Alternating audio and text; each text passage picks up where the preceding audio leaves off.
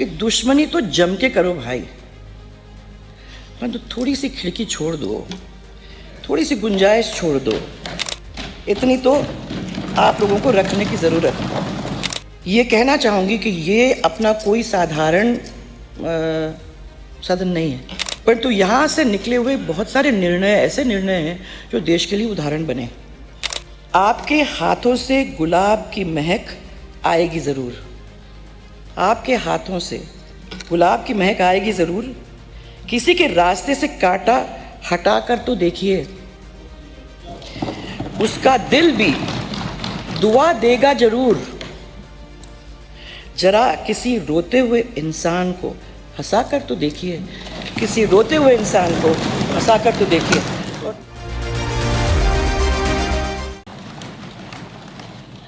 आदरणीय स्पीकर साहब,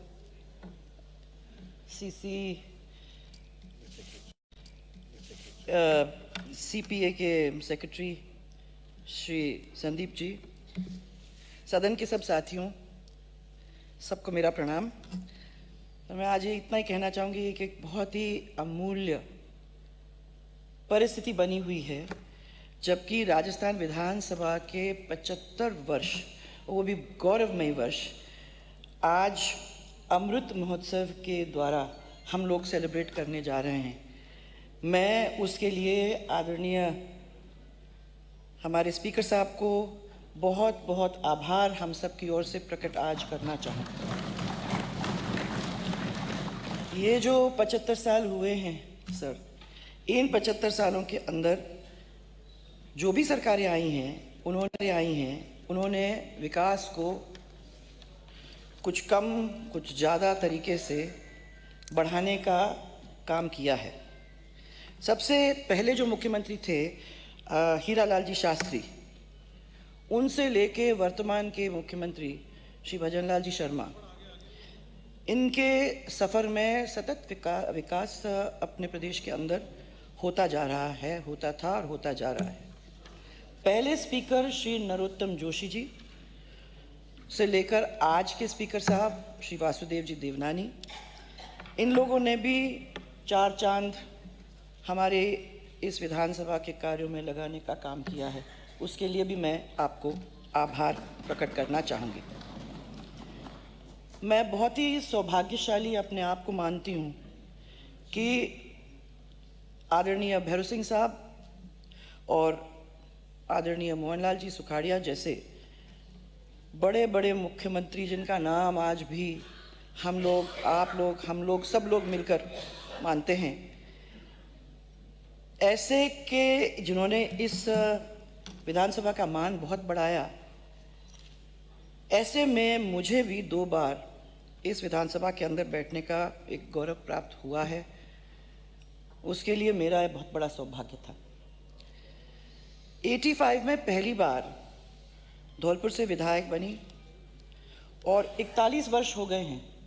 सर लगता नहीं है कहाँ गया समय, पर 41 वर्ष के निर्बाध ये जो समय निकला है, उसके अंदर राजस्थान विधानसभा, मैं मानती हूँ कि इस देश में एक अपना एक अलग जगह बनाए रखा है। यहाँ पक्ष और विपक्ष के लोग दोनों अब एक दूसरे का सम्मान करते हैं। इसके कई उदाहरण भी हैं, तो आप याद करोगे, कुछ लोग यहाँ हैं होंगे, भैरव सिंह जी और मोहनलाल जी सुखाड़िया एक ही पान की दुकान पे जाते थे, वहाँ बैठते थे, वहाँ एक दूसरे से बातें करते थे। माने विचारों में भले ही फर्क हुआ होगा, परंतु मित्रता जरूर थी।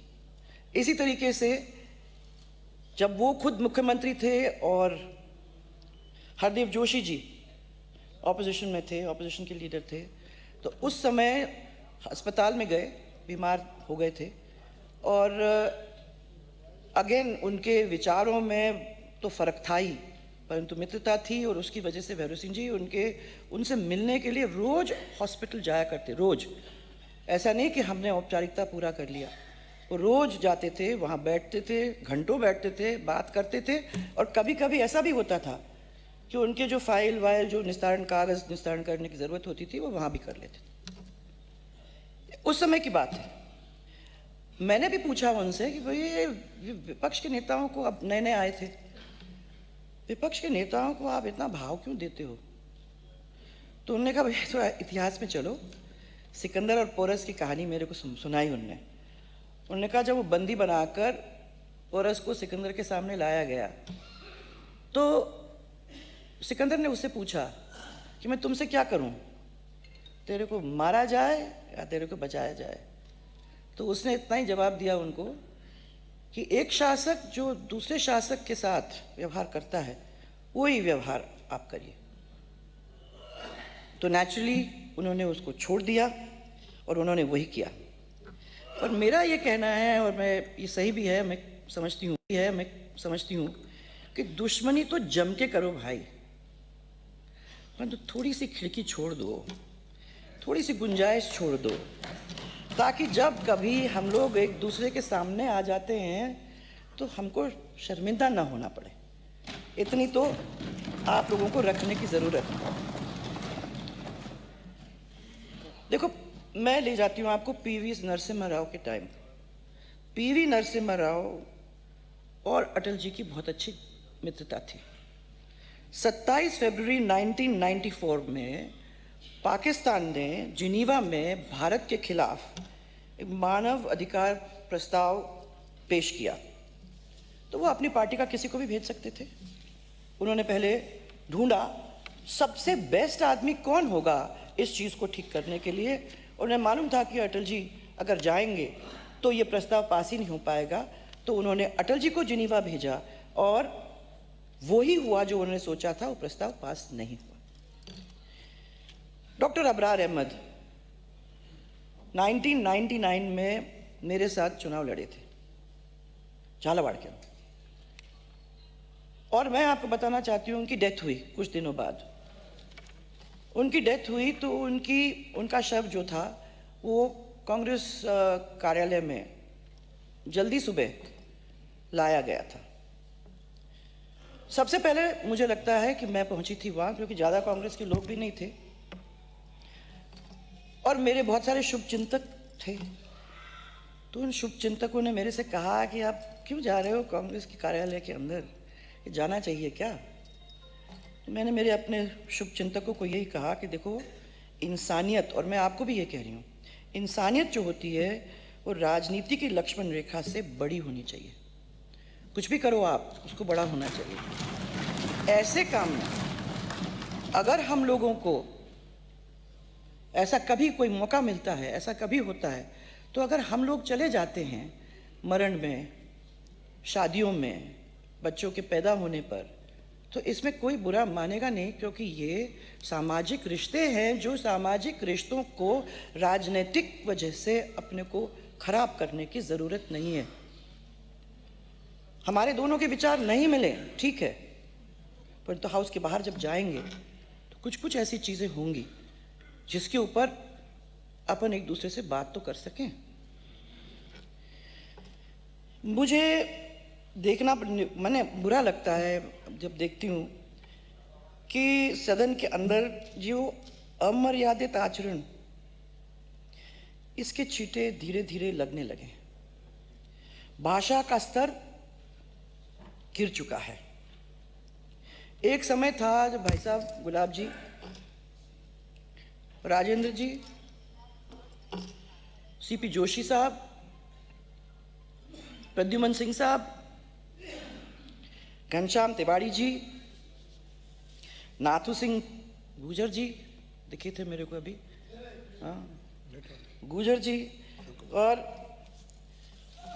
हमारे राजपाल सिंह जी शेखावत, उनके साथ साथ आज भी मैं देख रही हूँ कल्ला साहब भी हैं, यहाँ राव साहब भी बैठे हैं, कालीचरण जी भी हैं।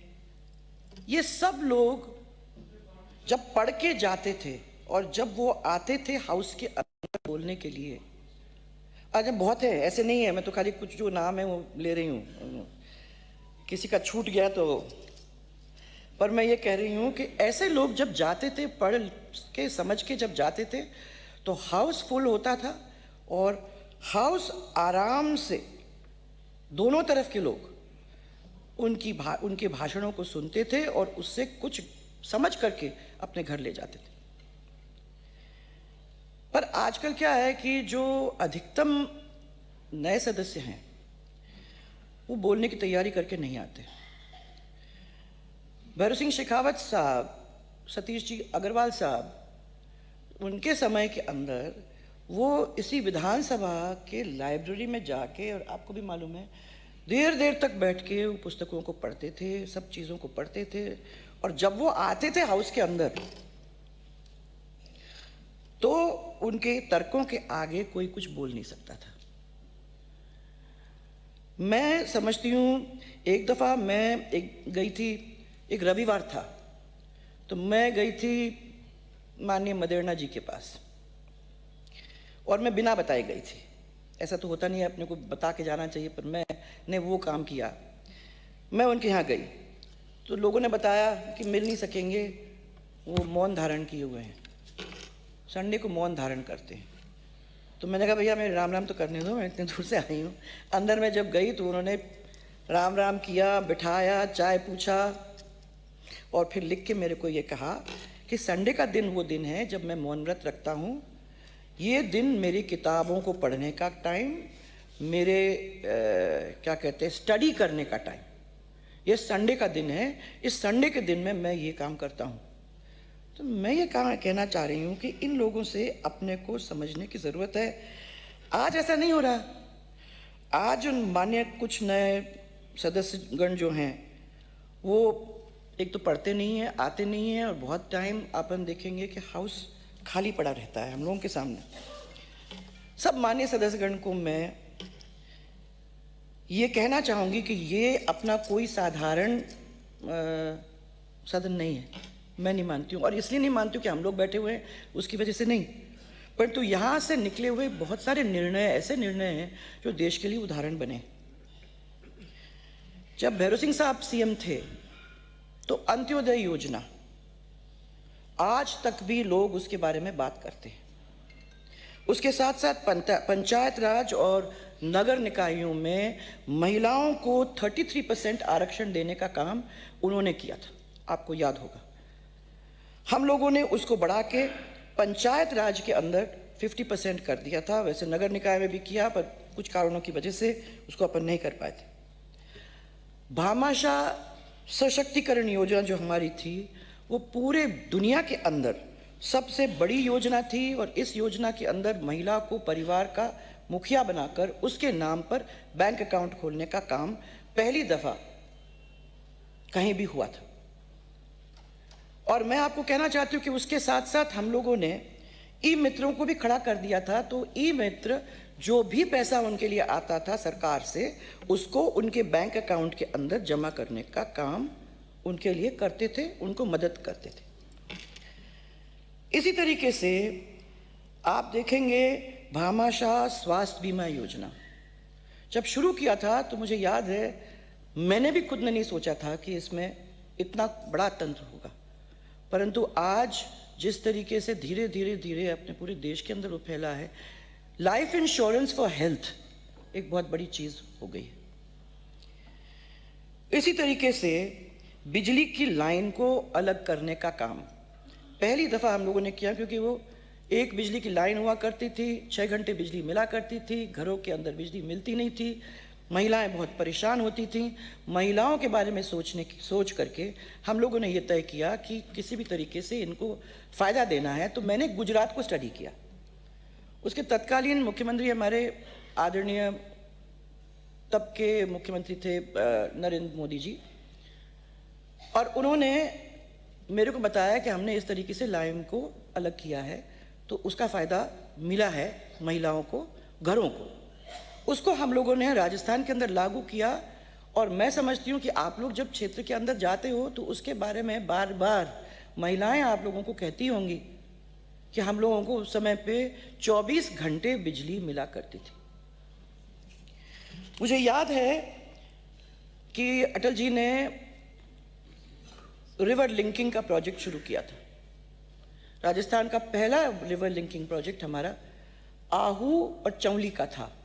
झालावाड़ के अंदर 5 किलोमीटर की दूरी थी। हमने गागरीन का बांध बनाया और आहू नदी का पानी चौली नदी के अंदर डाला थ्रू दैट बांध, और ये पहला सच एग्जाम्पल था। उसके बाद अब ERCP योजना हुई है, और ये जब सब जिलों में के अंदर पहुंचेगी तो ये सब लोगों की उन लोगों की प्यास बुझाने का काम जरूर करेगी। भैरव सिंह जी एक और काम करा करते थे भाइयों, मैं आप लोगों को याद होगी कि एट दैट टाइम कभी भी कोई नया आता था और डरता था अंदर हाउस में बोलने के लिए, तो सबसे पहले उसको बुलवाते थे, फिर हाउस में अंदर अपने पक्ष में बुला करके पीठ थपथपा के बोलते थे, अब 200 रुपये निकालो, हम लोगों को लड्डू सबको बांटो। और कभी कभी ये लड्डू तो ऑपोजिशन के यहाँ भी पहुँच जाते थे। भाई कोशिश करते थे कि भाई ये बना रहे। हमने उन सब से प्रेरणा लेकर जो अच्छे बोलने वाले विधायक थे उसको सर्वश्रेष्ठ विधायक का पुरस्कार देने का काम 2003 में शुरू किया था। और मैं आज की सरकार को और हमारे मुख्यमंत्री को एक दफ़े धन्यवाद देना चाहती हूँ और बधाई देना चाहती हूँ कि ये 1 स्टेट 1 इलेक्शन का काम भी आप लोगों ने अपने हाथ में लिया है। ये भी अपने आप बहुत ही बड़ा काम है। अंत में मैं सिर्फ इतना ही आप लोगों को कहना चाहूँगी कि हम लोग खाली अपना नाम इस सदन के अंदर दर्ज करने के लिए नहीं आए। हम सबके मन में ये था कि हम यहाँ आएंगे तो हम राजस्थान के लिए और राजस्थान के उज्जवल भविष्य के लिए काम करेंगे। हम याद करते हैं उन लोगों को जिन लोगों ने हमको यहाँ भेजा, हम पर विश्वास किया। हम उनके विश्वास पर खरे उतरना चाहते हैं। इसी सोच के साथ हम इस विधानसभा के अंदर बैठे हैं। और मैं ये मानती हूँ कि आज सर हम लोगों को संकल्प लेकर यहाँ से निकलना चाहिए कि अगर राजस्थान के लिए हमारा शरीर का कतरा कतरे की भी ज़रूरत होती है तो वो कम ही होगा। हमको इनके लिए, हमारे प्रदेश के लिए इस सदन के द्वारा खड़ा रहना पड़ेगा, तभी यहाँ होना, हमारे इस सदन में होना सार्थक रहेगा। और आखिर में जो हमेशा आपको एक समर्पित तो करती ही हूँ, तो इसलिए लेके भी आई हूँ एक शेर आपको समर्पित सबको। आपके हाथों से गुलाब की महक आएगी ज़रूर, आपके हाथों से गुलाब की महक आएगी ज़रूर। किसी के रास्ते से कांटा हटाकर तो देखिए, उसका दिल भी दुआ देगा ज़रूर। जरा किसी रोते हुए इंसान को हंसाकर तो देखिए, किसी रोते हुए इंसान को हंसाकर तो देखिए।